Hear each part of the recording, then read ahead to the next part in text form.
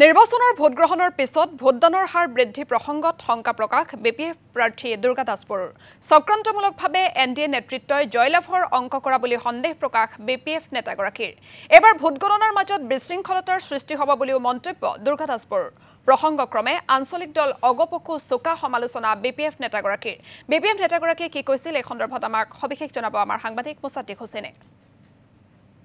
ইতিমধ্যে দেশৰ যে নিৰ্বাচন লোকসভা নিৰ্বাচন এই লোকসভা নিৰ্বাচনৰ পঞ্চম পৰ্যায়ৰ অন্তত আচলতে আৰু দ্বিতীয় পৰ্যায়ৰ অন্তৰ পিছতে 4 জুনত আচলতে ফলাফল ঘোষণা হ'ব আৰু তাৰ বাবে ইতিমধ্যে অপেক্ষাত আছে প্ৰতিটো ৰাজনৈতিক দলে আৰু এই মুহূৰ্তত মোৰ লগত আছে দৰং ওদালগুৰি জিলাৰ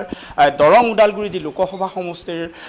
বিপিএফৰ মনোনীত সাংসদ তেখেত আছে মই দুৰ্গা দাসবৰু ডাঙৰীয়া পোনপোনে তেখেতৰ ওচৰলৈ যাম আৰু তেখেতৰ পৰা আচলতে জানিম 4 তাৰিখৰ কাৰণে কেনে ধৰণৰ প্ৰস্তুতি চলাইছে আৰু কি ধৰণে আপুনি আচলতে গোটেই প্ৰক্ৰিয়াটো কেনে ধৰণে আশা কৰিছে। বাকী ৰাজনৈতিক দলৰ প্ৰাৰ্থীসকলৰ নিচিনাকৈ ময়ো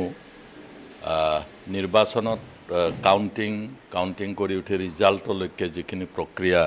সেই প্ৰক্ৰিয়াৰ কাৰণে আমাৰ দলীয় নেতা কৰ্মীসকলে প্ৰস্তুতি সম্পূৰ্ণ কৰি তুলিছে আৰু ময়ো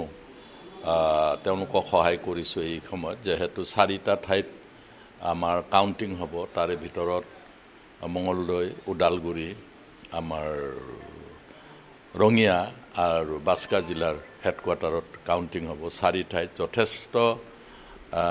বিশৃংখলভাৱে আমাৰ সমষ্টিৰ কাউণ্টিং হ'ব কাৰণ যিকেইটা সমষ্টি বাস্কাত লৈ গৈছে সেই দুটা সমষ্টি হয় ৰঙিয়া নহয় ওদালগুৰিত আনিব পাৰিলেহেঁতেন তথাপি ইলেকশ্যন কমিশ্যনৰ যিটো পৰামৰ্শ ৰাজ্য চৰকাৰে দিছে সেইমতে কৰিছে আমি মানিবলৈ বাধ্য কিন্তু দুখৰ আৰু পৰিতাপৰ বিষয় যিবিলাক বাতৰি সৰ্বভাৰতীয় পৰ্যায়ত ওলাইছে যে নিৰ্বাচন হৈ যোৱাৰ কেইবাদিনো পিছত লাখ লাখ ভোট বৃদ্ধি হোৱাটো দেখাইছে হয় অলপমান ভোট ইফাল সিফাল হয় বৃদ্ধি হয় সদায় হৈ আহিছে কিন্তু এইবাৰ 1,07 লাখ ভোট বৃদ্ধি হোৱা বুলি যিটো দেখাইছে বিৰোধী ৰাজনৈতিক দলবিলাকৰ লগতে আমিও শংকিত হৈছোঁ চিফ ইলেকশ্যন কমিশ্যনে কাৰোবাৰ ডিক্টেশ্যনত কাম কৰিছে নেকি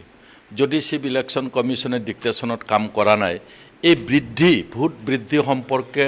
কিন্তু তেওঁলোকে কোনো স্পষ্ট ধাৰণা ৰাজনৈতিক দলবিলাকৰ প্ৰশ্নৰ যিটো উত্তৰ তেওঁলোকে সঠিকভাৱে দিব পৰা নাই চিফ ইলেকশ্যন কমিশ্যনে